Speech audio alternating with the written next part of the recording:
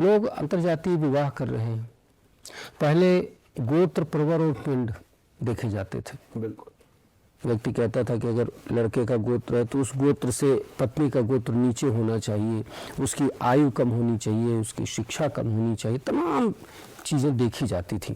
फिर विवाह होता था, ब्राह्मण का ब्राह्मण से होता था, वैश्य का वैश्य से होता था, सब जातियाँ अपनी अपनी जातियों में।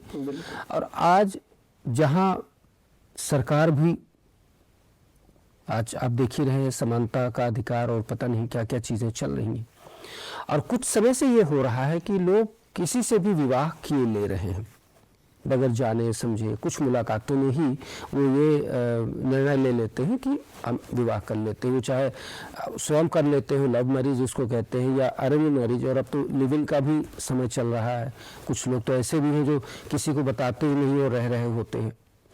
तो ऐसे में वो, मैं तो नहीं कहता कि हर लड़की हर कन्या ऐसा करती होगी, पर ज़्यादातर देखने में आ रहा है कि लड़कियां परिवार के साथ सामंजस्य, ससुराल में परिवार के साथ सामंजस्य नहीं बना पाती हैं या नहीं बनाना चाहती हैं।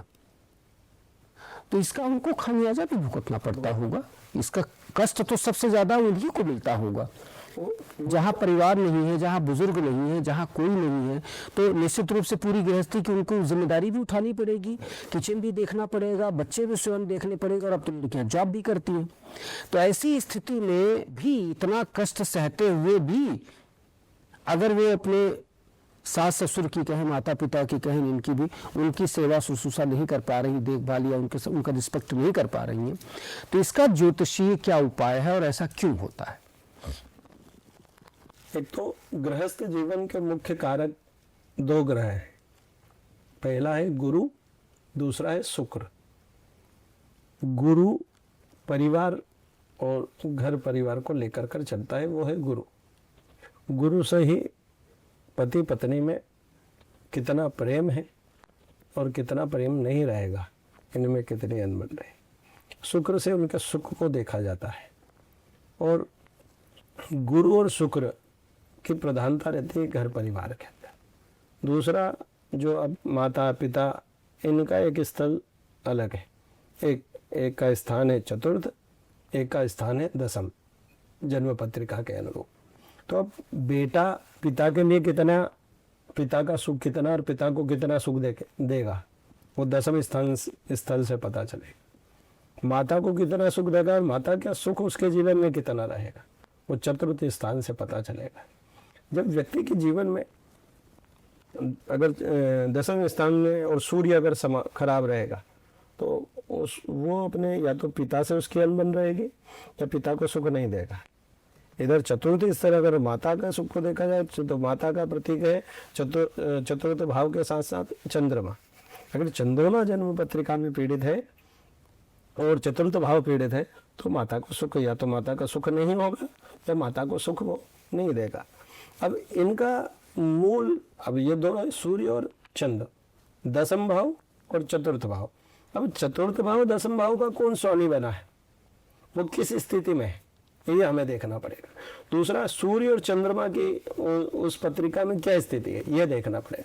अगर सूर्य और चंद्रमा दसम भाव चतुर्थ भाव के ऊपर कोई कार्य किया जाए, उनका जो निर्बली है तो उनको कैसे बलि की जाए, उसके ऊपर जन्म पत्रिका के आधार पर अगर हम कोई कार्य करें, तो उस घर में परिवार में वो बच्चा माता पिता संयुक्त रूप से साथ में रहने लगे, सपरिवार रहने लगे।